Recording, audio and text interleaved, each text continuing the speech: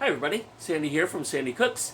Today I'm going to be making a chuck roast, but actually what I'm going to be making is barbecue beef and an amazing a creamy garlic coleslaw. So that's the plan for today. I'm starting in the morning. I've got my slow cooker out here, and what I'm going to do is I'm going to brown the chuck roast, and then we're going to put it in the slow cooker, and this is about the easiest recipe you can get. 2 ingredients for the barbecue beef. So come along with me and I'll show you how I do this.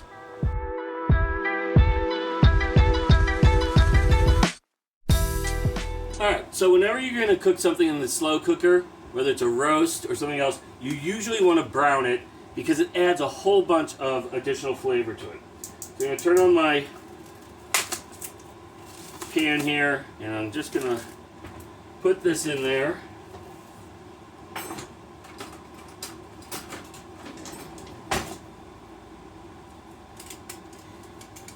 Yes, my tool drawer is as much of a disaster as everybody else's, although we try to have it a little bit organized.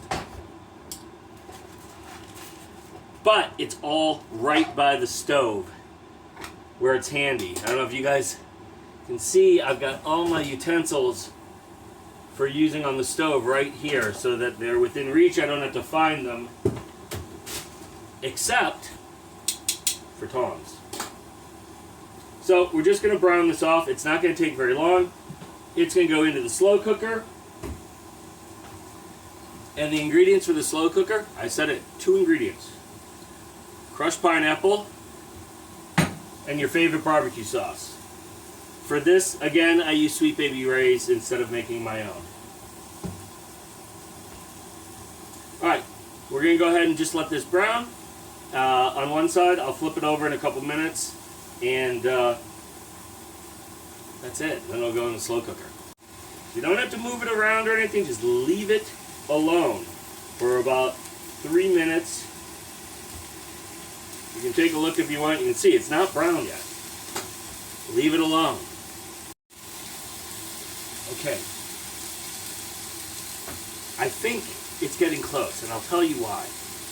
The smell has changed. There's a more robust smell now. It's starting to smell like cooking meat. Okay, so let's take a look. Yep, nice and brown. Okay, so that was about 4 or 5 minutes. We're going to do this side for about 4 or 5 minutes as well. And then I'll show you the rest of it. Okay, it's been a few minutes. You can see how that's nice and brown. But I still got a pink spot here, so I'm just going to put that down hot for a couple minutes as well, and let that brown, and then we'll be done with the browning. I did lie to you though. I'm going to do one other thing. I can see that there's a little bit of brown yumminess stuck to the pan. Not much, but just a little bit. We want that flavor. That's really good flavor.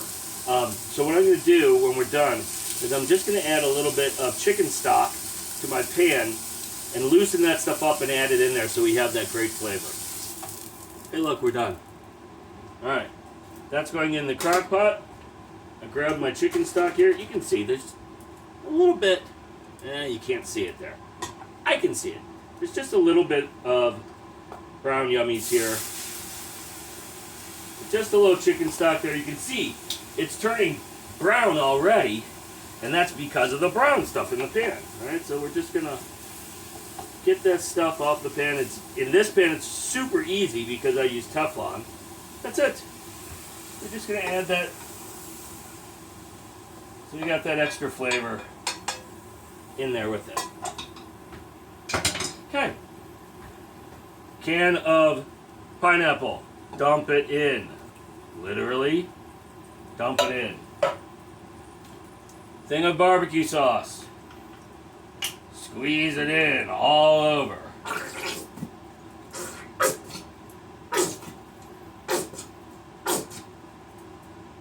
A healthy amount. Okay? I'll show this to you. Okay, so in the pot here, now, we've got a healthy amount of barbecue. You can see there's liquid in the bottom from both the pineapple juice and from the water we just used. We're going to put the cover on this. We're going to set it on low because it's 8:30 in the morning, so this can then go all day. And later this afternoon, I'll show you how we finish it. Very simple. We're going to shred it, but we're also going to pull out bits of fat and ickiness that will make my son nauseous. And we'll add some more barbecue after we take it out, and then I'll show you how to make the coleslaw also, because it is really good. And then how we eat this on some Hawaiian bread, like on sliders, and with some pickled onions, but like spicy pickled onions. It's really yummy. All right, talk to you later. Okay, so what I'm going to show you here is just how we're going to serve this. And of course, I'll show you at the table too. But we're going to serve this as sliders, basically, on this Hawaiian bread, which this goes really well with. And I mentioned the garlic coleslaw. And then we have some habanero onions that some very dear friends of ours made for us that are really, really yummy on top of that. So I'll show you how to prepare the coleslaw. I've got a recipe here for it, which is not mine. It came off of All Recipes, but it's delicious. And that was my wife coming in and out of the house, but not saying anything. That's why you heard the door open and close. All right, let me show you how to make this coleslaw.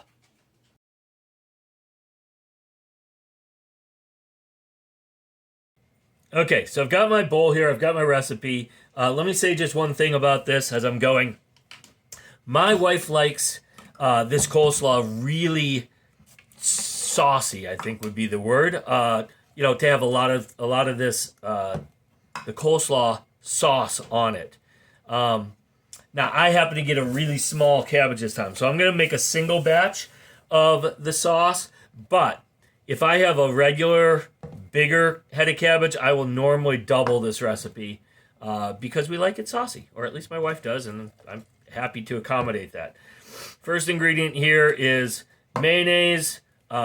I have said this before. I will say it again. I will not use a mayonnaise other than Hellmann's. So the other ones are not good, in my opinion. In fact, I was just talking to a friend today, this afternoon, who went to culinary school and worked as a chef for a while. And he said the exact same thing. I told him I won't use anything other than Hellmann's, and he said, yeah, absolutely, I agree with that. Of course, you can always make your mayonnaise from scratch, but that's a little bit more work. And maybe I'll show you guys that sometime using my immersion blender, which is a great tool to have in the kitchen. Anyway, 1 cup of mayonnaise. Absolutely, strongly recommend you use Hellmann's, and try not to get the jar all icky like I did. Use a regular spoon instead of a spatula. Okay. 2 teaspoons sugar. If you can see this, I got my sugar right here. Hopefully you can. 1, 2.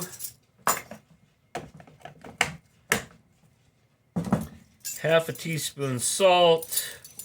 This is standard kosher salt. I just keep it in a little jar. Makes it easier to grab and season things by hand. Half a teaspoon of salt. Half a teaspoon of black pepper. I've mentioned before that my wife doesn't like spicy stuff, but this particular recipe, this half teaspoon of black pepper does not bother her at all. So I don't have to reduce that. All right, black pepper.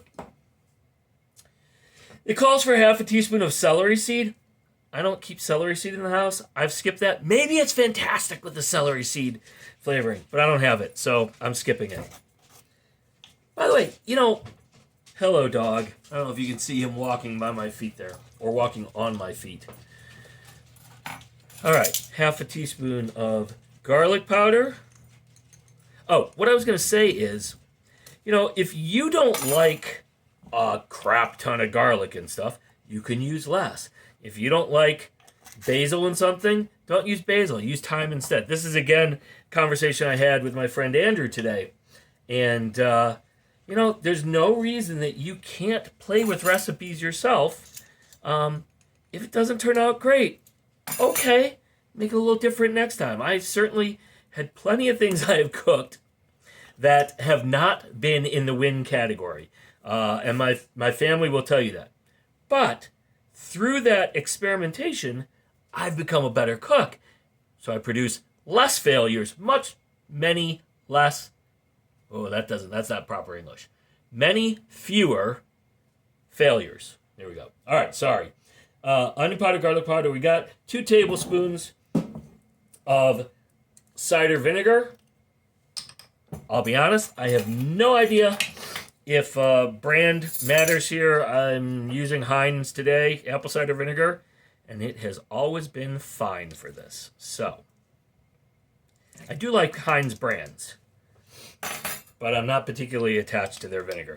Personally, I think with the exception of balsamic vinegars, that most apple cider vinegars are the same. Most red wine vinegars are the same. Very different, though, with balsamic vinegars, which, of course, I'm not using today, because different ages of balsamic vinegars have different flavor profiles. Now, maybe I'm wrong. Maybe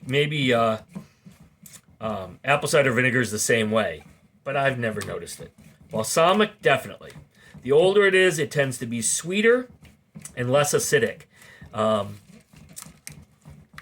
So you can use it for different purposes. Anyway, so we're basically mixed here. There's a couple more clumps here.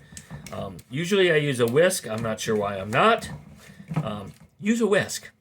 It'll work better. Especially because of all this gook on here. So all the spices that stuck to it. So we want those because that's what makes this flavorful. All right. That's pretty good. All right. I'll get rid of this, move it away, put all this stuff away, and then I will chop the, what is this? Oh my God, cabbage. Gonna cut the cabbage. I'll show you that. All right, the only trick I have here with cabbage is you gotta cut through it. When you're gonna actually start slicing it for the coleslaw, you want it to be on a flat surface where it's not going to move around a lot. So this will work great just cutting it in half. I'm actually going to cut it into quarters. Seems to work better for me that way. Plus I can just easily now peel off these outside layers of leaf that are limp or have marks on them. So I'm going to get rid of this. My friend Callie, shout out to Callie, told me that I should show you guys a little bit of my layout here that makes things a little bit easier to work, at least for me personally. So let me know if that's something you want to see. Things like I have a compost bin right here within reach. So as I'm working, boom, right into the compost. I don't have to collect it. I don't have to run it down the garbage disposal or put it in the garbage under the sink or anything like that. I can just put it right in there like that. So that's convenient. The other thing she wanted me to tell you guys is, you probably can't see this, but I have a garbage can. Let's tilt this up. I have a garbage can right next to me when I'm cooking. It's not under the sink. I don't have to pull open drawers or anything. It's got a foot pedal, so without getting my hands dirty or touching garbage, I can put stuff in the garbage. Very convenient. Right around the corner here from where I'm working. So very convenient, makes things a lot easier. If you guys want to know about stuff like that, well, let me fix this.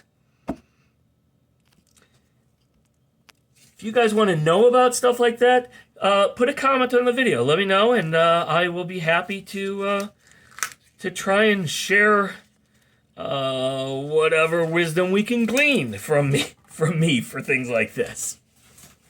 All right, so in terms of the cabbage, this is really very easy. We don't want this very thick core in here because nobody's going to want to eat that. So I just kind of cut here at an angle, get rid of that.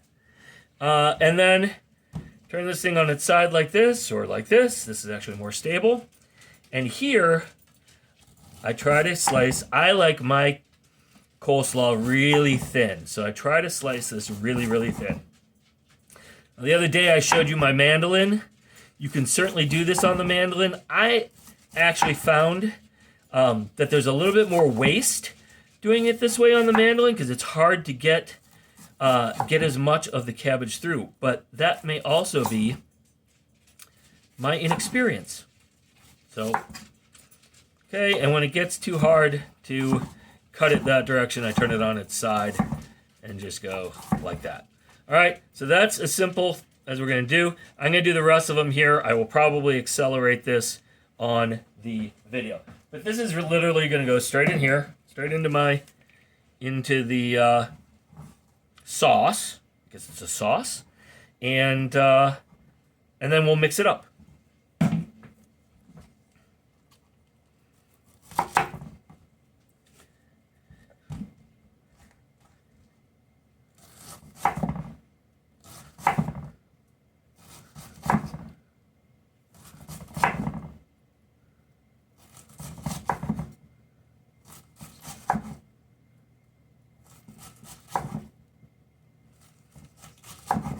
So when it gets like this and it's unstable, I just turn it on its side. Cut it from this way.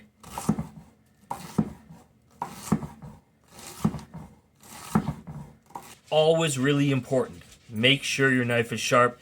If you don't have a sharpener, get one. Because you should sharpen your knife. If you're cooking every day, a chef would probably tell you to sharpen it every day. I sharpen mine probably about once a week.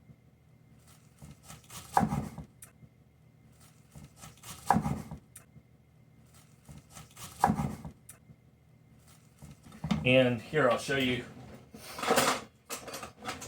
I got this little gadget. It's called Any Sharp. I don't know if you can see that. On Amazon a few years ago. Found it, saw it at the Houseware show here in the Chicago area. And this thing works great. It's got this little release. So it just clamps onto a surface. It's not going to work here on wood. But you just clamp it down.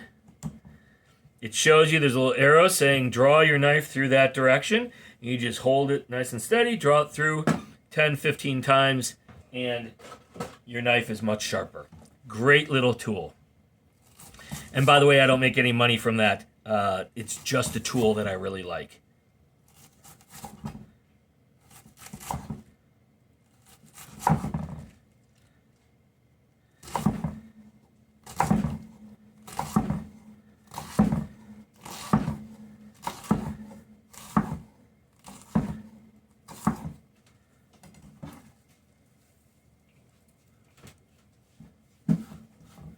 Okay, so that's all that. Let me get some tongs here. Okay, if you just saw feet come through the kitchen, those were my wife's feet. She hides from the video. She doesn't want to be on it. Actually, I don't know if she wants to be on it. We haven't talked about it.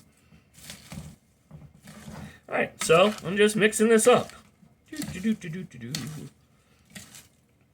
I recommend that you make the coleslaw at least half an hour before you're going to sit down to eat. And that, I get, actually, not that particular thing, but from Emeril Lagasse, that it needs time to get happy. You've just introduced all this great flavor to it, and it needs time for that to start to permeate the coleslaw and really be yummy. All right, really yummy, and I'm going to switch now to the barbecue beef, which was a chuck roast, and I'll show you it in the slow cooker, and then I'll show you how I prepare it from here. All right, so here is the crock pot that's been going. I actually ran it on high most of the day, and then turned it down to low. But here you can see it bubbling away. What we're going to do initially, I'm going to move all this pineapple off for the moment. We're actually going to come back and get that because we want that stuff. We're going to take all of our meat out of here. You can see it's just falling apart, which is wonderful deliciousness. But I'll show you how I prepare this. My son, who is holding the camera for me right now, doesn't like this gooey, slimy, icky stuff. So I'm going to go through and remove that stuff as I shred this. And then I'll come back and I'll get all that pineapple. Okay, here's the deal. Super simple. 2 forks. There's all these things on the internet now with shredders and stuff. If you want that stuff, that's fine. Go for it. But it works fine with forks. This is the stuff that I'm looking to remove. Nobody wants to eat that except the dog, if you can see him at my feet, which I don't think you can. So I'm going to put it in a bowl, and I'm going to give this stuff that is not fit for any human to eat to the dog, because he will love that. Anyway, we're just going to go through here. We're looking for, that's meat, so that's okay. And we're just going to start shredding this, and when we get ickiness like that, and we see it, it comes out of the bowl. Okay, so I'm going to shred this, do that piece of things. That's okay. Yeah, that's, no, it's not. Get rid of that. When I'm done shredding this, I'm going to, I already mentioned, I'm going to go back and get all the pineapple that's still in the slow cooker, and then I'm going to add more of my barbecue sauce to make this a little bit thicker and richer than just the cooked flavor. So it's really barbecue beef. And if you need to, because maybe your barbecue sauce came out of the refrigerator, like mine did, and it might cool the meat down, not a big deal to just zap it in the microwave after you've added that barbecue sauce back in for 30 seconds or a minute and a half, whatever you need, and give it a taste. Make sure it's hot. One thing that tends to be lacking when I make this, I haven't added any salt yet. The barbecue adds salt to it, and I don't want to oversalt. So after I add the barbecue and we get that all mixed in, I'm going to go ahead and salt it only at that point to make sure that we are seasoned nicely before we take it to the dinner table. Because right now, I guarantee if you taste this, you're going to go, well, the barbecue flavor is kind of weak right now. It's there. There's a sweetness, but it doesn't have extra barbecue yet, and it's going to be under-seasoned. So definitely got to take care of that. Yeah, oh, that one's okay. There it is.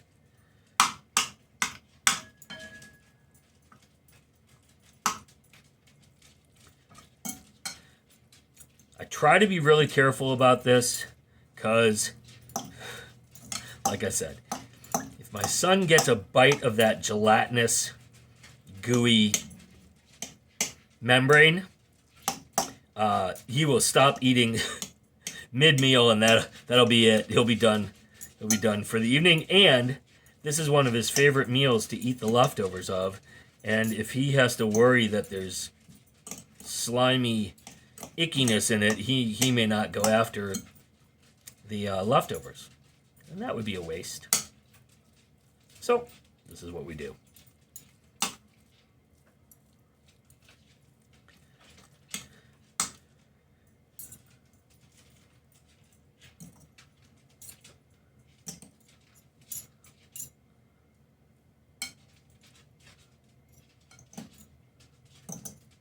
Come on.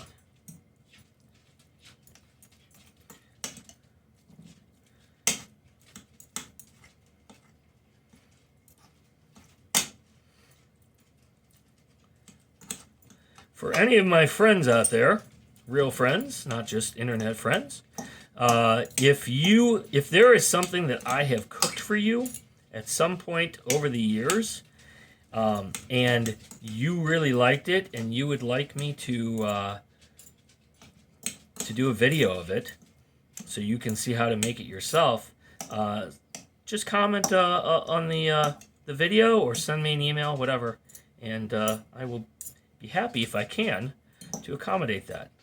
Ugh, that's slimy and gross right there. Don't need that. Okay. Still slimy and gross. Okay. So what you're hearing now is the dog standing next to the cat and the cat being annoyed with the dog simply existing. All right. So there's that. Now what I'm going to do, I'll take you with me. the dog. All right, here, you guys can see me give this to him. There you go, enjoy.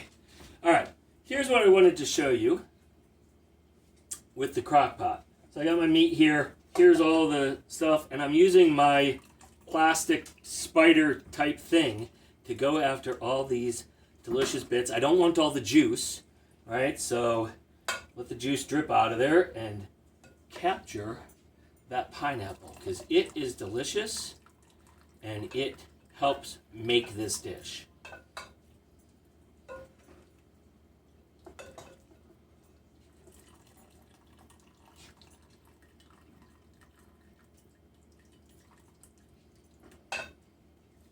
Doesn't have to be perfect.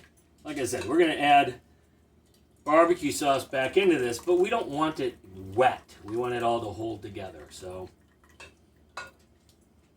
all right, last time, that should be good enough.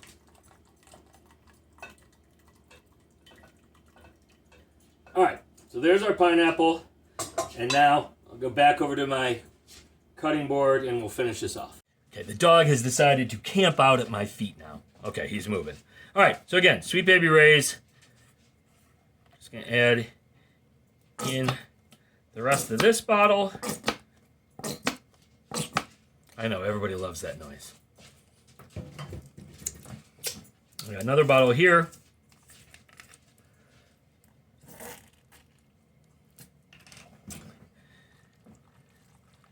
I recommend you don't stir this too quickly or it will end up everywhere and you will not be happy. Okay, we like it saucier than this. I'm adding more barbecue. You can adjust this, people. Make it how you like it. If you like it saucy, then use a lot of barbecue sauce. If you like it more on the dry side, don't add as much barbecue sauce. You can include the pineapple, you cannot include the pineapple. Just know it's going to change the flavor profile. This is how we like it. And, all right, time to taste this. Good. Still warm. Needs salt. I am going to nuke it for maybe a minute when we're done. Because it's not hot anymore.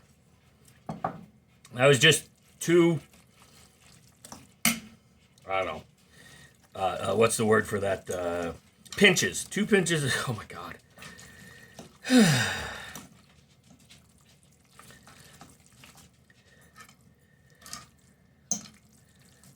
Taste it again.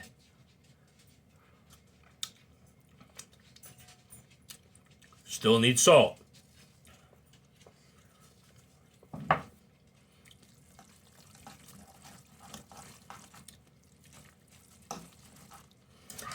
I like this because the Sweet Baby Ray's has got just a tiny little bit of bite to it. The pineapple brings in the sweetness above and beyond the barbecue. The barbecue's got, you know, umami and sweet flavors, but some others as well. That tastes good. Okay.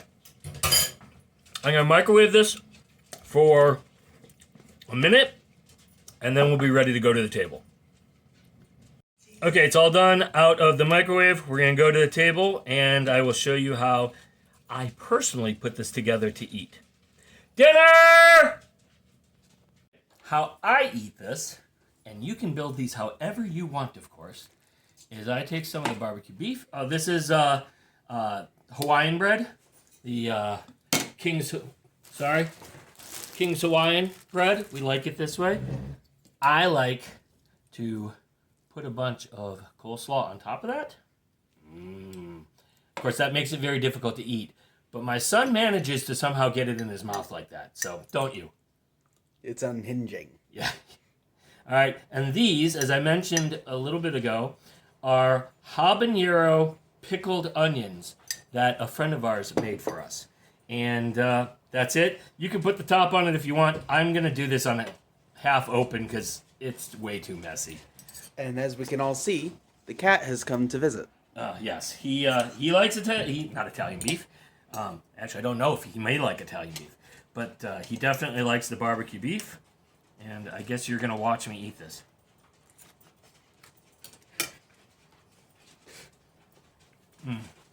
Okay.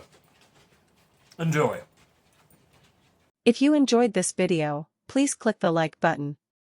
Make sure you subscribe to the Sandi Cooks channel on YouTube so you don't miss the next video.